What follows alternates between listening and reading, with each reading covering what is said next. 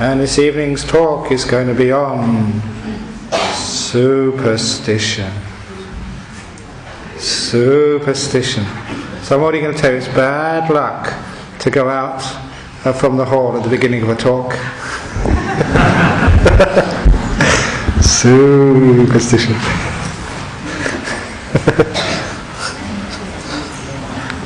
I'm only making a joke, it's not bad luck.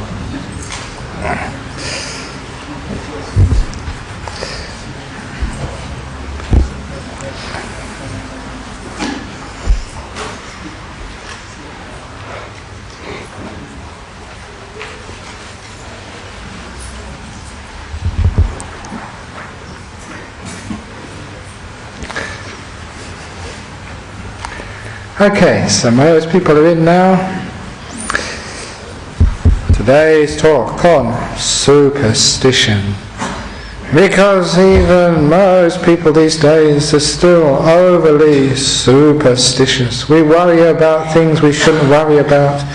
And we think of all sorts of stuff which gets into our heads. So we should do this, we shouldn't do that. If I don't do this, something rotten's going to happen to me. I know something bad is going to happen to me. And a lot of times people run on superstition too much, and some religions run on excess of superstition. And you find all superstition carries with it some fear. And sometimes people use superstition and the fear which it invokes, if you don't do this, something terrible is going to happen, to control people and ruin people's happiness and freedom. And so superstition is a big issue. So what does Buddhism stand with superstition? Have we got superstition as part of our rites? Is it part of the Buddhist tradition? Unfortunately, in many places it is, but that's not real Buddhism.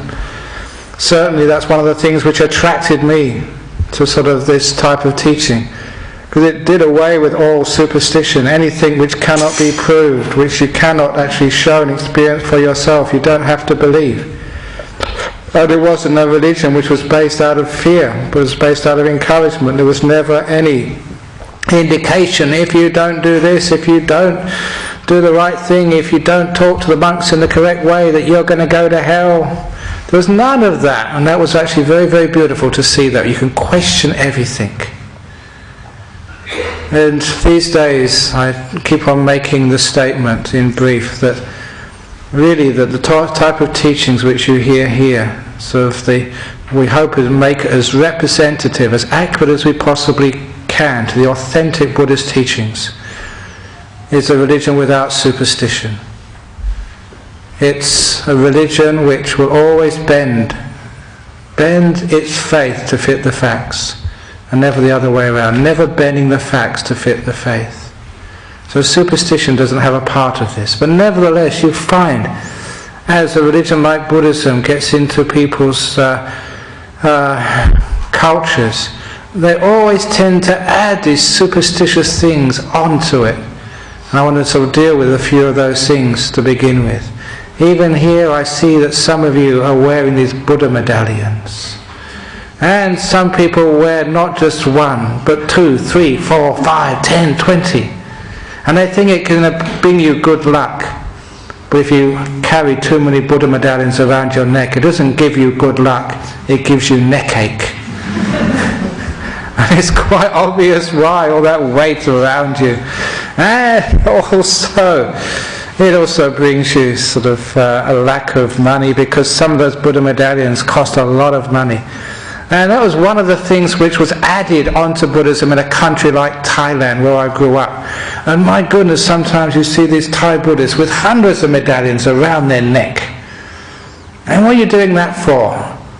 And I read this story, which is a great story in the newspapers, a true story. Some of these Buddha medallions, you can actually buy them for lots of money. And this Thai general had one which was worth $500,000 US. This is no joke, they cost that much. He bought it, $500,000 US, because this medallion was going to stop bullets. So, and that's very important for a soldier. So he was in his mess, in some sort of army camp somewhere outside of Bangkok. And he was just bragging about this medallion he just bought for $500,000 US, and how it would protect him from bullets. And he said, "If you don't believe me," he said to the Major, "take my gun and shoot me." And the Major took that as an order, so he took his gun and pulled the trigger. You know what happened? It's amazing. It killed him. And that's why I got into the newspapers. This general died because he believed in this $500,000 so trinket. And of course he was dead, so he couldn't ask for his money back anymore. But why do people do that? Now we have this superstition which people have, and that sometimes ruins the reputation of real religion. Sometimes we have all these chanting which people want to hear. And I've already sort of told how stupid Thailand is somewhere. For those who haven't heard this story, this is true Buddhism. My teacher, Ajahn Brahm, well, he would never give out medallions. He was one of those monks, if you saw a little medallion with Ajahn Brahm's photo on it, he would find out who printed it, and he would go there and confiscate them all. You have no permission, I don't agree with this. But what happened? One day, one of his disciples came to see him and said, "Look, I need a medallion from you. I've been drafted into the army. It's dangerous. Even though there were no wars on, there were very many skirmishes on the borders between the communist countries and even with Burma as well." He said, "I'm afraid of getting shot. I need one of these medallions. I know you can do it. You're a holy monk. Give me a Buddha to put around my neck to protect me from bullets." And Ajahn Brahm kept saying, "No, no, no, we can't do that. Please, please, please. No, no, no. Ajahn Brahm, you've been teaching us about gratitude. I've been feeding you, looking after you for such a long time. The least you can do is give me a Buddha to put around my neck to protect me from bullets." So in the end, Ajahn Brahm gave in. Okay, it's true what you say, gratitude is important. You have given so much food to the monks, your donations to the temple. I think, fair enough, that out of gratitude I can give you a Buddha to put around your neck, which will actually protect you from bullets. Great, he said, where is it? He said, it's a big Buddha statue like that one on the back. You put that around your neck, I guarantee it will protect you from bullets. And that's the only one which I can guarantee will protect you from bullets as well. Hide behind that and you'll be safe. Now that is what we mean about trying to overcome people's stupid superstitions. Because when they don't understand what truth is and they have these superstitions, what happens to you? That you have a medallion around your neck, that's the thing, that's all that really matters, and you get yourself into big trouble. Or you get some chanting done by the monks and you think, oh, now I've got the chanting done, I don't need to care about my health. The monks have chanted for me today, I can break the speed limit because the speed cameras won't work because I've got some chanting for my Ajahn Brahm. Please don't think like that, because this is not what Buddhism is all about.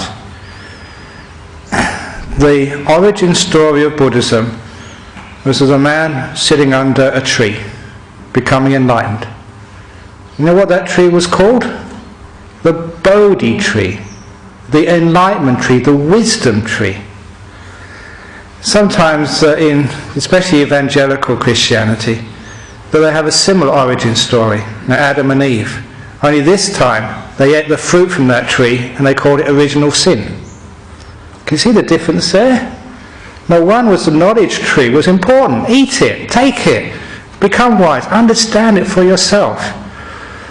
So Buddhism, because it even had that origin story, which was very, very important to understand its meanings and its implications, we want people to understand. And a lot of superstition is just blindness, not allowing people to investigate and find out for themselves, and just believing without really testing it out. And if we have that blind belief, it can sort of cause a lot of psychological problems to human beings, and even physical wars, simply because of our superstitions. So I was talking about even chanting. You know, one of the things which the Buddha said, it's a great teaching, and sometimes I get into trouble for teaching it, but it's straight from the word of the Buddha. When somebody once asked him, when somebody dies, if we chant for them, does it really affect the person? And the Buddha said, imagine this, you take a pot of oil. It was actually ghee, but ghee is a type of oil. You take a clay pot of oil, and you take it to some sort of lake or pond, and you break it over that lake. Then, what would happen? The clay heavy part would go to the bottom, and the oil would float to the surface. Then, said the Buddha, suppose that some monk went to the side of that lake and started praying, or doing some chanting. Do you think because of that chanting, that the shards of clay will float to the surface and the oil will go down to the bottom? Of course not. It's in just the same way that beings will go according to their karma when they die. And for so often, all the chanting in the world just won't affect that. Maybe if you're just in between, you've got some good karma, some bad karma, and it's maybe sort of a bit maybe we can give it a little nudge. But that's all that chanting can do, just a nudge. A lot of the time it's already settled, so it's a bit too late. It's just the same way as that woman who came to see us many, many years ago. This was actually my predecessor, Ajahn Brahm. But I think I was involved in this as well, because she came here one day because she was doing her end of the year examinations in UWA, and she wanted some chanting so that she'd have success in her examinations. And that's very often that we know when many young people come to our monastery in Serpentine, or they go and see Sister Wayama in Gijigana, we know that must be just exam week. Why do you do that? Because this lady came there, she wanted some chanting, so we did some chanting for her anyway. We're kind monks. But afterwards we never saw her again. And we wonder what happened to her, so we saw one of her friends. Well, where's she gone? She gone back overseas or something? He said, no. She hasn't gone overseas. She's really bad-mouthing this monastery and temple. She's saying, you monks are terrible, you're hopeless, you don't know anything about Buddhism because our chanting didn't work, she failed. Now, that's a sad story. Obviously, it's nothing to do with the chanting, it's because she never did her work. But because she believed superstitiously that chanting is all you need, she was heedless, she never did her work. And that's the danger of superstitions. If we just believe that, okay, it doesn't really matter, that when we die, the monks will do the chanting for us, therefore I don't need to sort of be a good person, then of course, you're in big trouble when the exam at the end of life comes, and you know what rebirth you get. So you have to be very, very careful. If you really want to be protected from bullets, then don't join the army. If you really want to be protected from bad luck, then do lots of good karma. And if you really want to be protected, from misfortune, then be a kind and generous person. And this is not superstition. You can see the justice in this, the cause and effect, and it makes a lot of sense. But unfortunately, that people just sometimes think, no, they just want some easy way, and they're just too gullible. And sometimes we think all we need to do is just to go to some sort of church and do some praying. If as long as I go to the temple every week, then when I die, then I'll be happy. It's not just coming to the temple, it's not just doing the ceremonies, it's much more than that. And it's actually who you are. You come to this temple, to this Friday evening here. Why do you come here for? It's not just about the Buddha and light some incense and go home again afterwards thinking you're pure. That doesn't make you pure. In the same way that in the time of the Buddha there was this big idea, superstition, and it's still here today, that if you bathe in the river Ganges then all your sins are washed away. That was in the time of the Buddha. And when the Buddha, people asked the Buddha that, he said, look, if that was the case, and this is the Buddha's statement, he said, then all the fish who swim in the Ganges would now be enlightened and holy, because they bathe 24 hours a day. So even the Buddha had a sense of humour. And it's obvious, isn't it? But sometimes that we don't understand this and we're superstitious, we don't think it out for ourselves, we don't gather the evidence, and sometimes, even today, you see that many, many people go to the Ganges at a certain time of year and they want to bathe away their sins or their bad karma. Does that really make sense to you? But does it also make sense you just go to a priest or something and just give an offering and please may you forgive me? Or you ask some Jesus Christ or something, please forgive my sins? Superstition. What that does, it means you don't take responsibility for yourself and for your life and for your goodness and for your virtue. That's the only thing we can do. If we don't do that, and we pass the buck by some superstitious idea which we never really check out, it means that a lot of times that we create misery for ourselves and a lot of problems for other people. There's too much superstition, in this world. I was just reading the other day, actually not the other day, a couple of days ago, I've just been reading Richard Dawkins' book about the God delusion. And one of the things there he was saying that the idea that if an Islamic martyr blows himself up, they'll go to heaven and they'll have 72 black-eyed virgins. And he said, actually that's a wrong translation. What this guy who's an Islamic scholar or Arabic scholar or something was saying, it means they'll get 72 clear white raisins. That's what it said anyway. So raisins, sultanas, these little dried grapes. Makes things a lot different, doesn't it? But those superstitions, they motivate people. And this is no joke, because that does motivate people to actually blow themselves up in front of other people and cause a huge amount of problem and trouble in this world. Superstitions are no laughing matter. So what we have to do as rational people, investigative people, we have to sit under the Bodhi tree. Not literally, but metaphorically. To sit under wisdom. To literally, not so much sit, but stand, which is understand. Understand what's going on and why, and to use one's powers of reasoning and experience and questioning to find out what is truly going on. When one does that, a lot of the superstitions of life just disappear.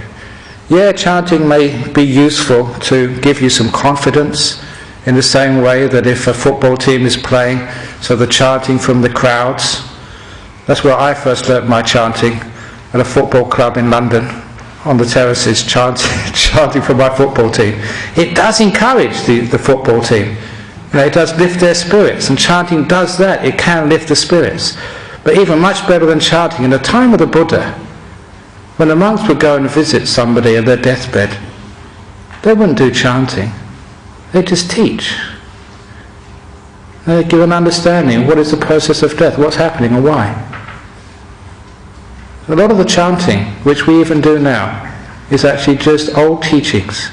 It's as if, the Buddha was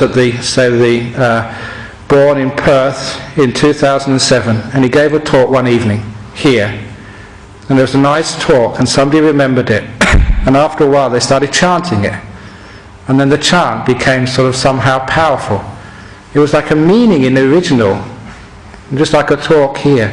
But years and years later, they just do the chant. They say the outside without understanding what the real meaning is. Like this afternoon, we did a marriage ceremony, which is why I was a bit late. And at the marriage ceremony, we were just joking, what chanting should we do? And one of the monks said, let's do the death chanting, the funeral chanting. They won't know, even though it's a wedding. We could have done the funeral chanting and no one would have known, because they don't understand what we're chanting. It all sounds the same to them. And actually that was the bride's brother. I won't say who it is, but many of you know who he is.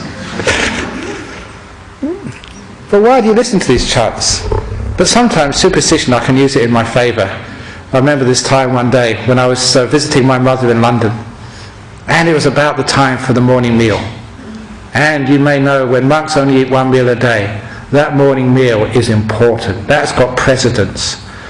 So when the doorbell rang of our apartment, I went to answer it. Said, Mum, you carry on with the meal. I'll answer the door. I'll deal with this. So when I answered the door, it was a gypsy lady. Now, to give you some background, these gypsy ladies in sort of London, they go around selling little trinkets. Now, that's how they make their money. And so when they were coming, like little pieces of heather or worthless stuff, for a considerable amount of money. And so when they knocked on the door, he said, do you want to buy some gypsy heather for good luck? I said, no thank you. I was very polite. But then she said, if you don't buy my gypsy heather, I'll put a curse on you. That's what they do actually to get the money. And most people are so superstitious.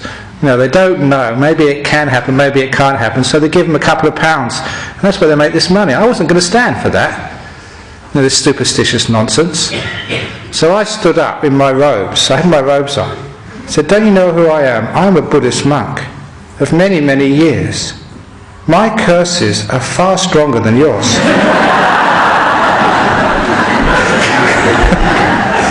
And I shouldn't have said that, but that lady ran. She was so afraid. I'm a bit cheeky sometimes and naughty, but I did enjoy that, I must admit. And it was a complete superstition. Monks, even if we did have curses, we wouldn't curse anybody. That's not in our spirit, that's not loving kindness. But certainly she believed I could, and she was so superstitious, she ran. So there's some advantages of being a monk in these brown robes. Especially in the old days when people thought that, you were kung fu experts.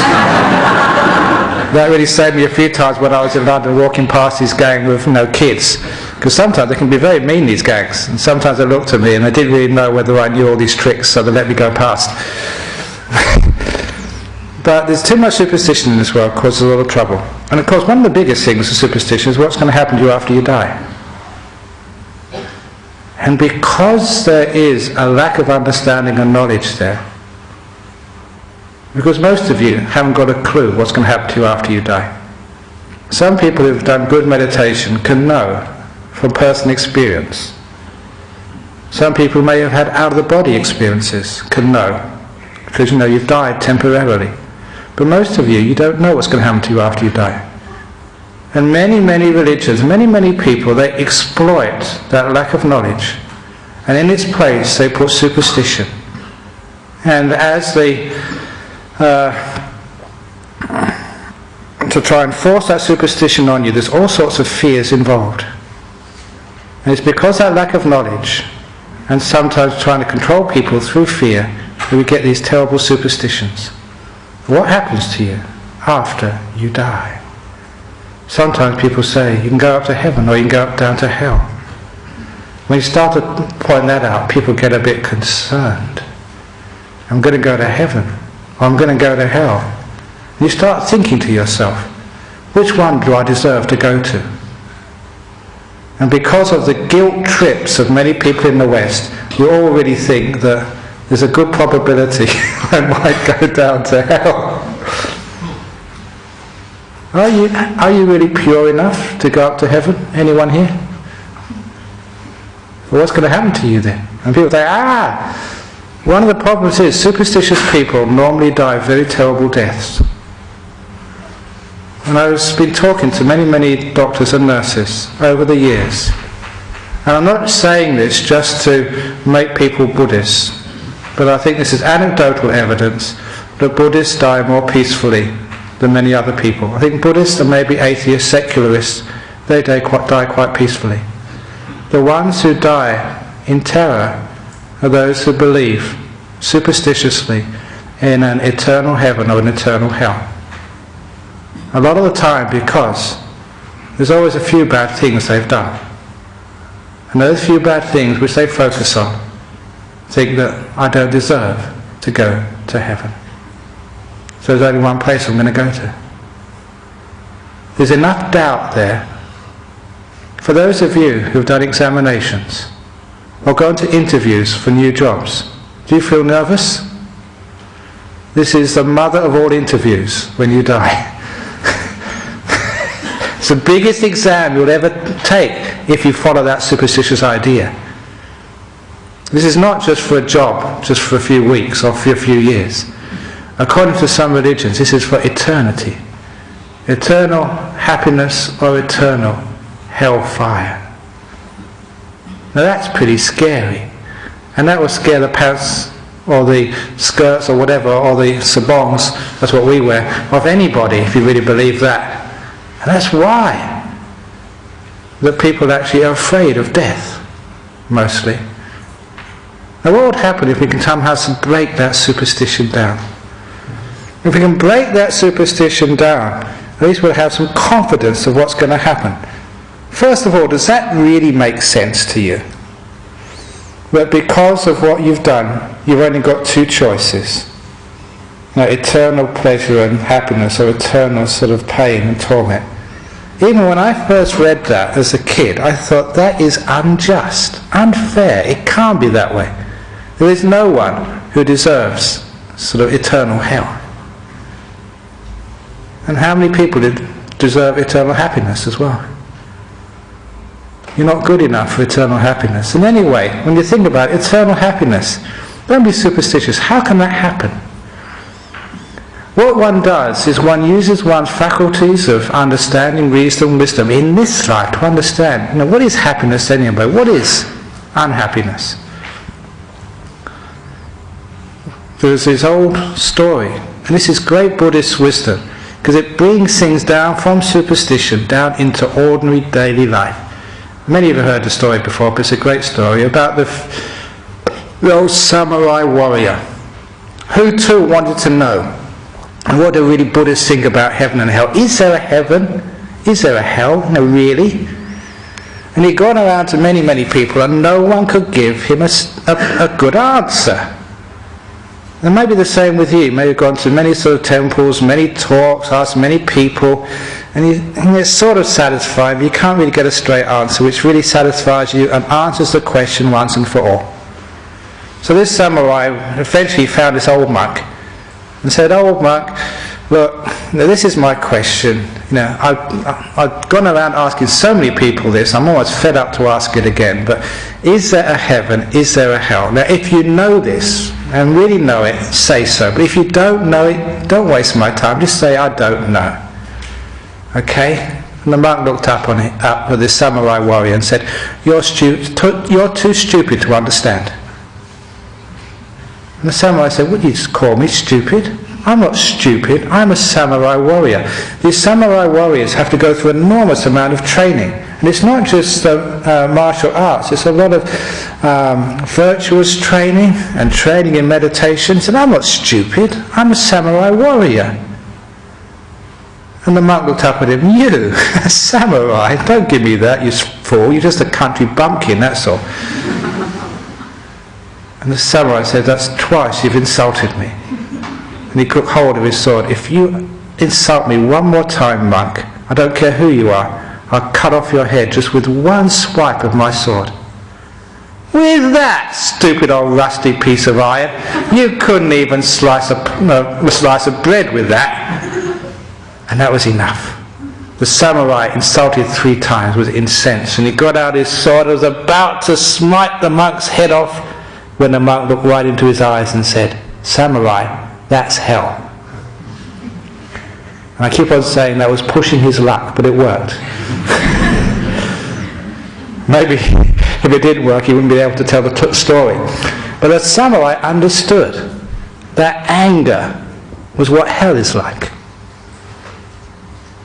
At last he got an answer which wasn't anything to do with superstition. The monk wasn't saying, "It says in my scriptures." Because that really offended me a lot. When people say, "It says in the books." That's not what I asked you, what's in the books. I asked you. You're supposed to be a Christian, you're supposed to be a Buddhist, you're supposed to be a teacher. I'm not saying, "Well, I can read the books myself." You, is there a heaven, is there a hell? Explain. I'm not asking the books, I'm asking the person. And at last he actually got a proper answer. He could understand what hell was. And he was so impressed, he put aside his sword and he bowed to that monk. That's what you do in Asia, out of respect. It's not asking for favours, it's an act of thank you so much. And when the monk looked at him again and saw his eyes were watering out of respect and gratitude, and the monk said to him very softly, "And samurai, now this is heaven." That gratitude and respect, that's what heaven is like. Now that's a beautiful saying, a beautiful story, because that almost encapsulates what this Buddhism is all about. Bringing these sort of very difficult to understand but important teachings back to earth, into your own personal experience, because that's what heaven and hell are like. And you can imagine that if this consciousness did persist after life, that if you actually thought anger, and that's what your character was, then you'd make an angry world. That's what happens to hell. You make the hell. And it's something which you can see in this life, how people make hells in their life. You create it. That's why I couldn't understand why when I was a young kid, you used to go out to the pub with your mates. We always went out to nice, calm, quiet pubs. But some people would always go to these pubs where every Friday night there was a fight. So why do people do that for? Because they like it. They want to have that. They create that. Why is it that people sometimes have relationships which don't work? Do you create that? You ask any psychologist and say, yep. You asked for it. You wanted it. You didn't want to be happy. It's the guilt which gives the clue to what hell is. So this doesn't need to be a superstition anymore. You can actually see in your life that when you've done something wrong, and we've all done things wrong in our life, sometimes the way we look at that error, we amplify it out of all proportions, we get into guilt trips, we think we're awful, we think we don't deserve to be happy. And this is what we mean by creating our hell. And if that happens to you when you die, with that guilt, with that lack of forgiveness, with that lack of saying, I'm a human being, let it go, then of course, if that's what's occupying your mind when you die, you don't deserve to be happy. So of course you won't allow yourself to be happy. You will create a hell for yourself. That's why one of the greatest insights which I got from Buddhism was this beautiful forgiveness. And this is not superstition. You don't have to ask anyone else to forgive you. In fact, if you ask someone else to forgive you, it doesn't work. Even if you ask a Jesus to forgive you, or a Buddha to forgive you, what right has that person got to forgive you? All they can do, or even a monk can do, is actually to encourage you to forgive yourself. That's the only person who can let go of the past. Yourself.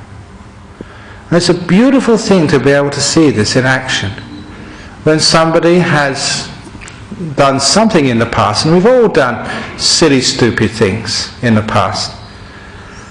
This silly, I think I gave this simile over in Singapore about me selling encyclopedias. Was that here or was that in Singapore?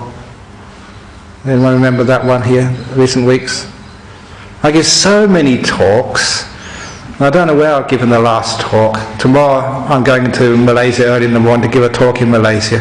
So I give so many talks, I don't know which story I've told where. So this was the story of when I was a young student, in order to try and pay my way, through the university system, just actually to pay my bills. The university fees were all paid for. I got all these stupid jobs, and one of them was selling encyclopedias door to door. The worst possible job you can ever have, but I was desperate. And the worst thing about that job, it was like children's encyclopedias. The worst possible thing about that job was that I sold one. And as soon as I sold one, I felt so guilty. Because it was all lies. You're learning how to make these parents feel just as if they were next to paedophiles if they didn't actually get this book for their children. They were abusing their children's future. They didn't love them if they didn't get this incredible asset to their future education. And of course, after a while you got good at sort of that type of lying stuff. And eventually I sold this children's computer to this young family. And they were just starting out in life, and they had their first child. And they were just really, really soft and caring. And they said, oh yeah, perhaps we should get this wonderful child. And so I got my first commission. But I had sleepless nights over that. I thought I sold this stupid encyclopedia to these poor people. Who knows, they probably won't be able to afford it. They may not be able to have their lunch or pay their mortgage. Oh, what have I done? I felt terrible about that. I felt guilty. And you know how I actually let go of that guilt when I was a monk. But you know how I fully let go of that guilt? Was when I told a story here about 15 years ago. And after telling the story, afterwards, when people come up to talk to me.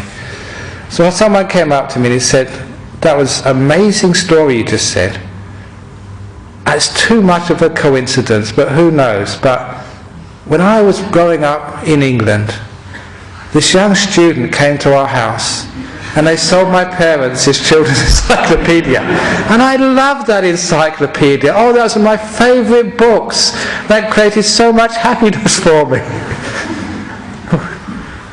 When I realised that, it was probably unlikely it was the same person, but who knows, that I thought I'd done some terrible, terrible, terrible deed. And she told me that it may have been a wonderful thing which happened. So sometimes, whenever we've done something, we don't know the full consequences, how it worked out in the future. What would have happened if we'd taken the other choice? We can't know that. Sometimes what you did probably was the best. So why do we feel guilty about that? Superstition. That's why we feel guilty. We've been taught that guilt is a proper response. These days, and here I teach a lot, we've got a car sticker for it, AFL code. If you don't know what the AFL code is, go and get the sticker from the library. Acknowledge, forgive, learn. So acknowledge what you've done. I'm not saying say it's a bad thing or a good thing. Acknowledge it. This is the act which I've done. Now, forgive it means, you're a human being. We all do things. Sometimes we make mistakes. Sometimes we do wonderful things. So you're just like anybody else in this world. So you forgive it. And then you learn from it. Make sure you don't get into that situation again. And that's all you need to do. And if you do things like that, any psychologist knows, in your own experience, it's called growth in spirituality. It actually works.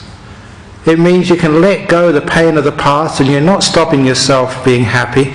You are free to enjoy your life and to be a better person in this world. People who carry around the past out of superstition, think you have to, and carry around their guilt, they create a lot of pain for themselves, and even worse, a lot of trouble for others. They can't form relationships. Sometimes they have great psychological problems. They get into drink and drugs simply because they're trying to escape. From who? Escaping from themselves. So that's one of the worst superstitions in our world, the guilt, which is all coming from punishment as well. Thinking if you've done something wrong, you have to be punished. And religions like Buddhism say punishment hasn't got a part in it. Why are you punishing somebody for making a mistake? That does not help. As a kid, if ever I made a mistake and got punished, the only thing I learnt from that is not to get caught next time. If you get done by the speed camera and you get a fine, what do you learn from that? Not to speed? No, to find out where the speed cameras are, so they're not over here. I can speed over here, I don't speed over there. Too much of our time, punishment just teaches us the wrong thing. And this is the problem with our superstitious idea of punishment. And it was wonderful to read Buddhism and to be in traditional Buddhist countries, and especially places where, like in northeast Thailand, where it's actually lived. You never saw Ajahn Brahm punishing anybody. And some of those monks would do stupid things. I remember him once talking about the naughtiest novice. It was always like talking about these novice monks. He said the naughtiest novice, I remember him talking, he was just laughing all over. He said, this is what he's done, this is an aside. This naughtiest novice, there was this old monk who was always really, really sleepy. So he would sleep in the afternoon. So when he slept so deeply, and nothing would wake him up. So the novice got one of these jackfruit seeds. Now jackfruit seeds are about this big. And he lifted, I'm going to tell you this because Ajahn Brahm told me this. He lifted up the back of his sabong and tried to put it in his anus. So he'd be constipated. This was a naughty novice. He tried to get it in, but it was just couldn't get it in. So he tried a couple of times. So you can imagine what stuff which was smeared on it. So the novice started chewing it to make it soft enough that you could push it in. And imagine he finally managed it. So this poor old monk, when he woke up, oh, I can't go to the toilet, I can't go to the toilet. That was like a naughty novice. So what would you do to a naughty novice like that? And punishment is not the way. It doesn't teach you anything. How many times have you been punished? What did it teach you? Sometimes it taught you to violence. Sometimes it just taught you to try and escape next time. Sometimes it just confused you. The person punishing you was supposed to be someone you loved. They're supposed to love you. What's going on? Acknowledge, forgive, learn is by far the better way, where we actually reward the positive in another person. So the superstition, which sometimes is rammed into us, you've done a bad thing, it's evil, you're going to get punished by some sort of God, or even by karma in the future. What karma does, you have a chance, you're always making karma. It's a great thing about karma, it's not punishment, because karma is always what you do in every moment. It means you can always bend it this way, you can bend it that way, you can always do something about it yourself. One of the things you can do is to forgive. It's a wonderful thing to actually to know. I can forgive myself. And asking someone else to forgive you, sometimes it's nice if you've hurt someone else and ask forgiveness, but they give you forgiveness, but it still doesn't solve the problem. You have to forgive yourself. And that's fundamental. And this is not superstition anymore, because you can feel this yourself, you can try it yourself, and my goodness, it works.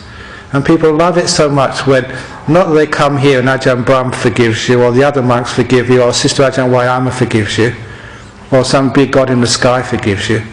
When you do it yourself, you can do it yourself. It's allowable, it can be done, and it's a wonderful thing to do.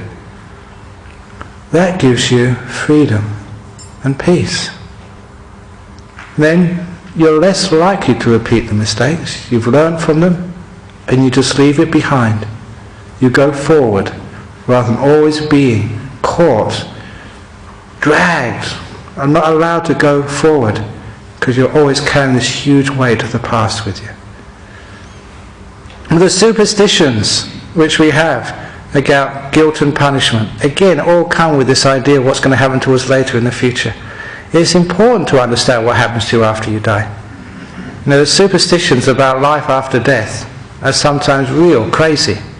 And so we have to find out, is there life after death? Is there not life after death? Is there reincarnation? What's going to happen? Sometimes it's just passing about to say, well, I'll wait and see what happens after I die.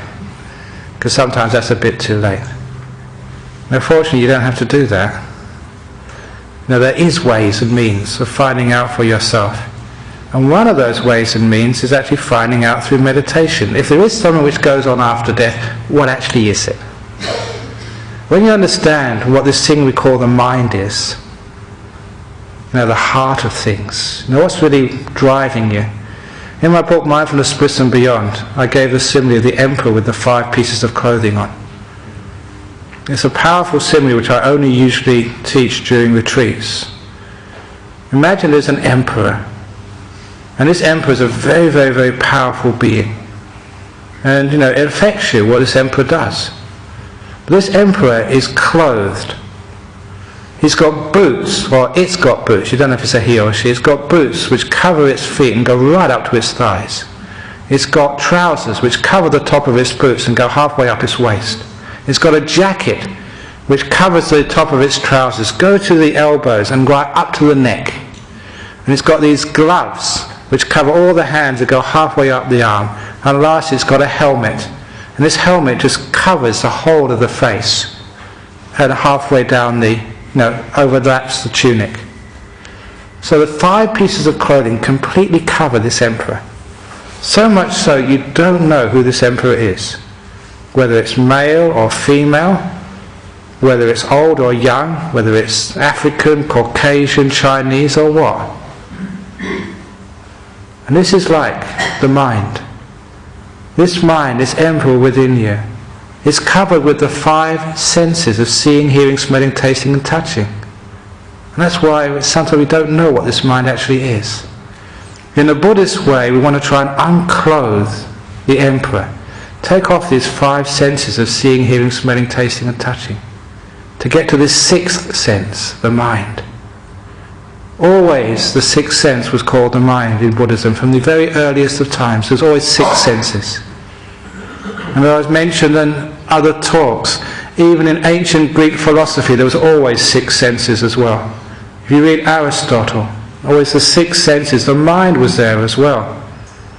And Aristotle called the mind the common sense because it was common to all the other senses. What you see, what you hear, smell, taste, touch, the mind also knows. That's why it was Aristotle. He was the one who coined the term common sense. And somehow, in 2,000 years of history in the West, we've not only lost our common sense, we've also lost our mind. We've only got 5 senses left now. And that's a big reason for some of the problems we have. We want to find out what this mind actually is, because if something is going to last after death, it's not the 5 senses or the body. We all know the body's not going to last. So, what is this mind? We have to take off the 5 senses. And that's what the job of meditation is. You sit still, close your eyes so you don't see, you make yourself so still you don't hear, you don't smell, taste, even your body disappears. People who get into those deep meditations so they just know what the mind is. When you know what it is, then you have an understanding of what happens to you after you die. And this is no longer superstition, this is direct personal experience. One of the first things which happens when you get into this deep meditation, you see this beautiful light which we call nimitta. If you want to find out more about that, there's a whole book I wrote about this, Mindfulness, Bliss and Beyond, available in the library, $25. Special offer this weekend, $24.99.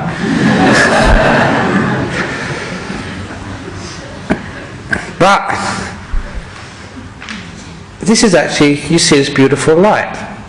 For those of you who've had out-of-the-body experiences, or heard other people having out-of-the-body experiences, or seeing on the TV, what do people do when they die?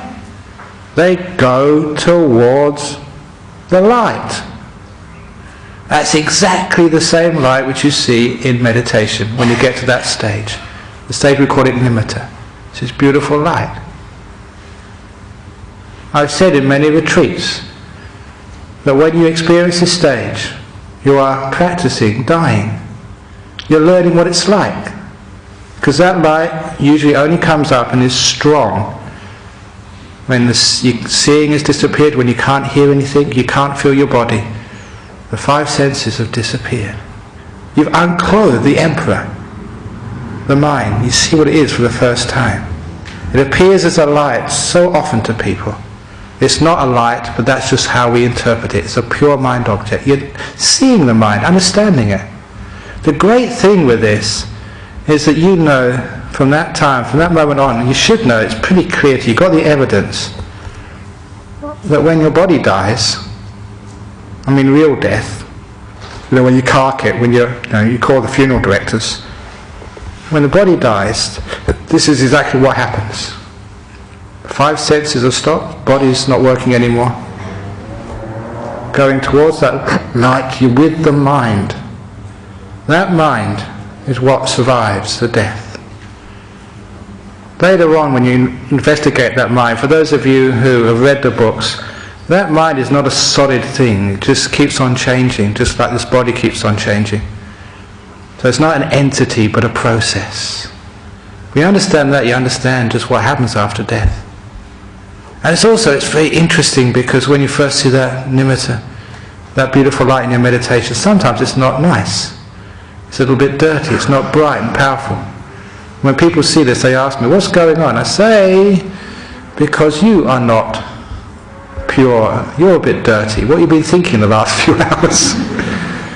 We're not sort of being critical here. This is just, you're seeing your mind as it actually is. Not as you want it to be. Denial and wishful thinking have got no place here. You're seeing what you've been doing. And this is why, in my experience as a teacher, when people I've known for a long time, they are truly good people. They really are virtuous people. They volunteered for the Buddhist Society of West Australia Committee. They've been generous, they've been keeping their 5 precepts, they've been faithful to their partners, they've sort of been kind, they haven't been backbiting, they haven't shown all this jealousy and gossip which people do. Gossip's alright as long as you tell the nice things about other people. They're really good people. And because I've been around a long time, I know a lot of you, I know who the really nice people, good people are. And all the time, these people, when they get to that stage of meditation, their light in their mind is just so brilliant and beautiful. Obviously, because they're bright and beautiful people. Now that's a very important understanding to have, because that's what you'll experience when you die. You'll experience the beauty or the lack of beauty of your own mind. And that's what will take you into a heaven realm or into a lesser realm. You can see the process happening. You don't have to have great psychic powers, you can actually see it for yourself. If you don't believe that, when you get into these deep meditations, you can even ask yourself, and I've been trying this for a long time with my disciples, and once I get into deep meditation, I ask them to make the resolution, what's my earliest memory?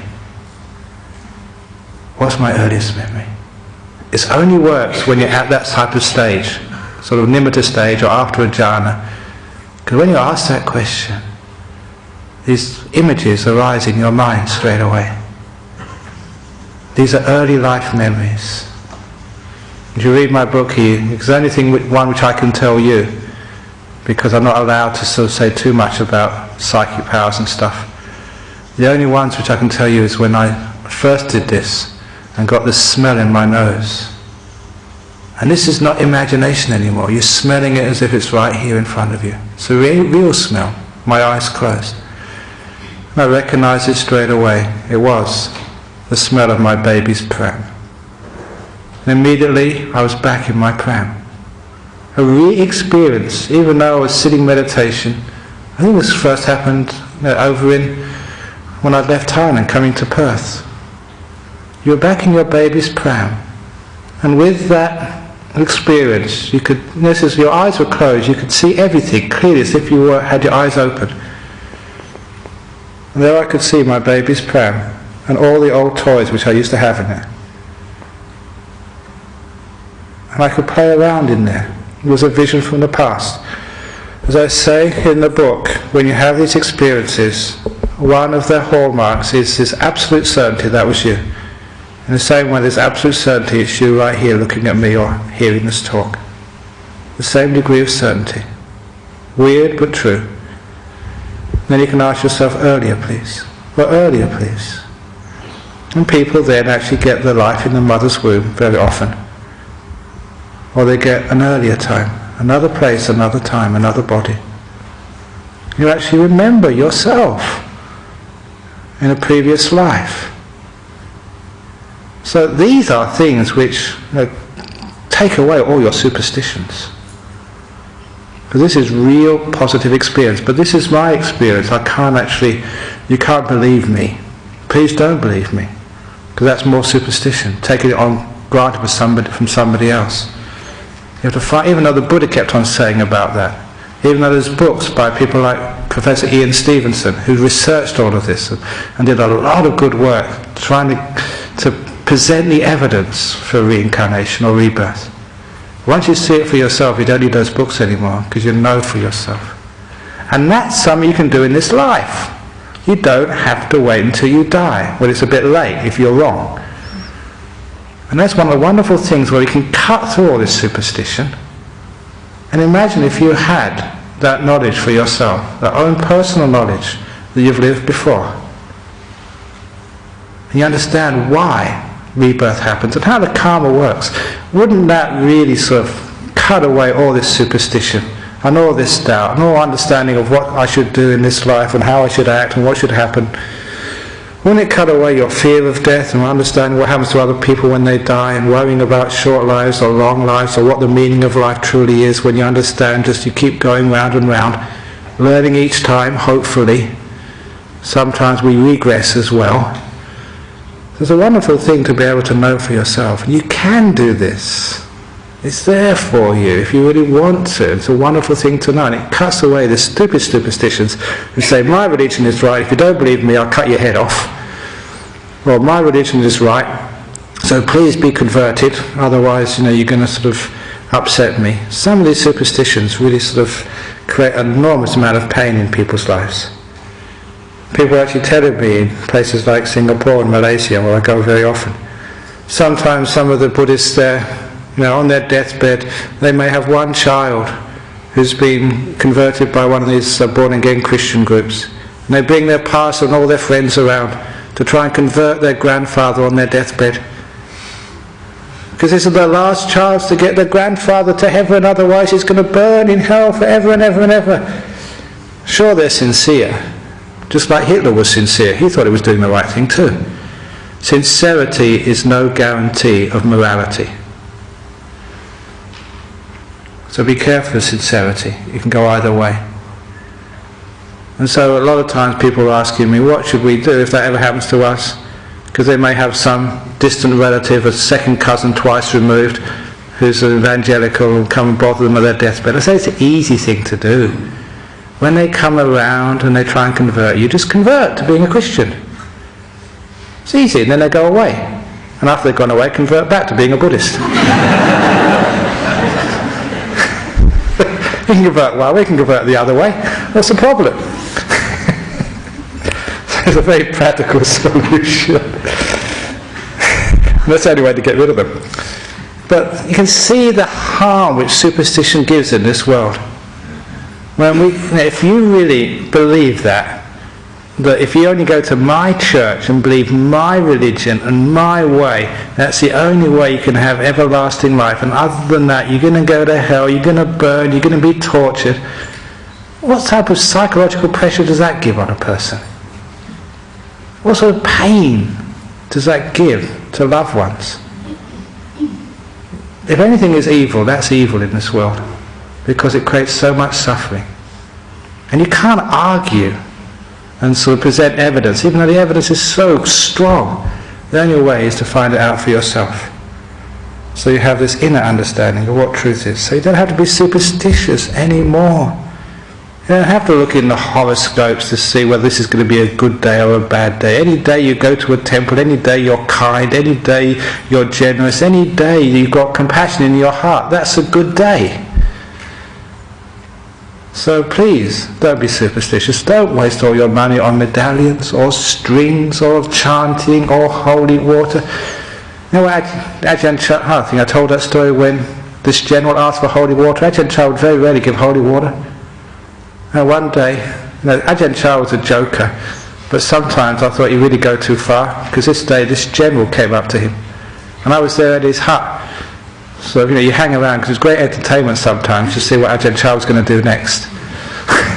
And this major general, that now again, like the generals are in power in Thailand. This was a time when they were always in power. They had, I think, lay government, but the generals were the power behind the scenes. And so this big major general came up to see Ajahn Chah in Ubon to ask for some holy water. And so I haven't got any holy water. He said, oh please, Ajahn Chah Lung Po, they called it, please some holy water. So he bowed down. Okay, bow down. And Ajahn Chah, he spat all this saliva in his general's head and rubbed it in. And I thought, my goodness, you've gone too far this time, Ajahn Chah. You really have. And this general bought it. He said, oh, sadhu, sadhu, sadhu, I've got real holy water. From the... How stupid could you be? That's what he did. So you may laugh at that superstition, but what superstitions have you got? Well, it's Friday the 13th, you think, oh, I better not travel on that day. I love Friday the 13th, because that's the day I try and get flights on Friday the 13th, because I know how I have more legroom in economy class. Thank goodness for other people's stupid superstitions. So please, don't be superstitious. Sit under the Bodhi tree of wisdom. Find out for yourselves. If there's anything there which you have any superstitions about Buddhism, whether it's this chanting. I was actually going to sort of slam the Sri Lankan tradition as well. I slammed the Buddhist tradition, the Thai tradition enough. Sometimes they have this all-night Pirit chanting in Sri Lanka, where they have 3 suttas, 3 old teachings of the Buddha, which sometimes we chant. It takes us about 10 minutes to chant, but they chant it for all night. I couldn't believe it the first time I heard it. Now usually, for example, like the Metta Sutta, Karaniya Mata Kusalena, that's the first compound. When the Sri Lanka monks chant it, one of these all-night ceremonies, this is what they do. Listen.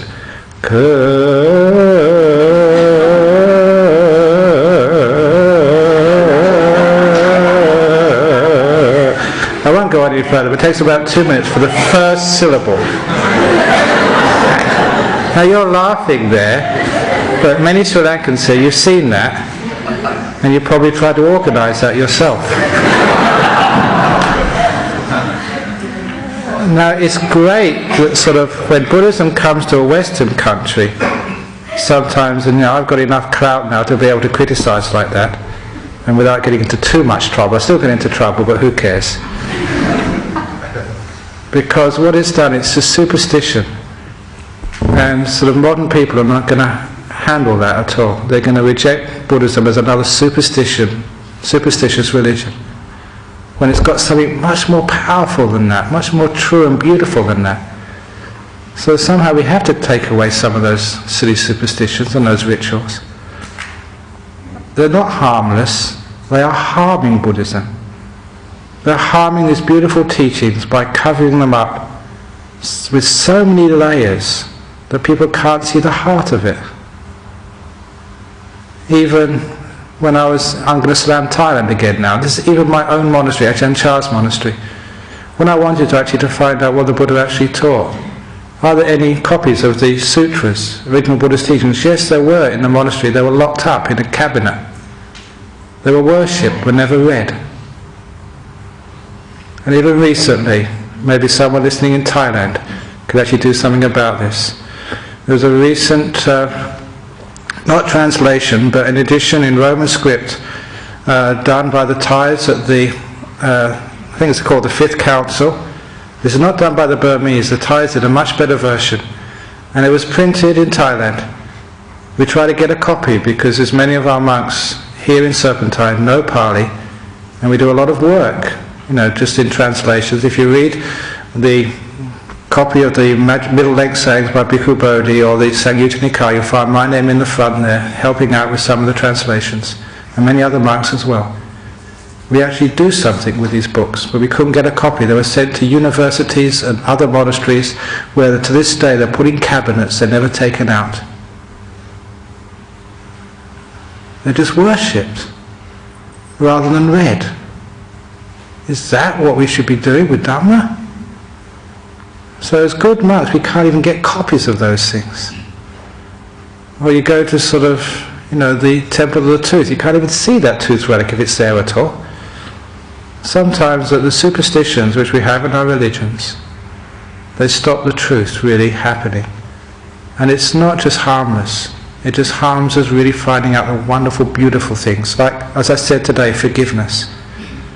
You make your own heaven and hell. You take responsibility for your actions. If you want to pass the examinations, forget about taking some incense and lighting candles and putting donations in the box. That's bribery. Or asking sort of God, can you imagine, have you ever tried giving a call to, let's say like to Telstra, and getting through to Telstra? You've got some problem with your phone, and what happens? I'm sorry, all our operators are busy. Your call is valuable to us. Imagine trying to pray to God. I'm sorry, all our operators are busy. There's only one of me here. But your call is valuable to me. I'll try and get back to you later on. So, please don't be superstitious. Be rational. Be skeptical. Find out from your own experience. Otherwise, that we'll just become these stupid human beings, and we'll just kill our own civilization. You can't sort of pray to somebody else, please Buddha, please stop global warming. That this is in God's plan or Buddha's plan or something. You've got to do something about this, otherwise it's all going to go wrong. So, don't be superstitious. And that's the talk this evening.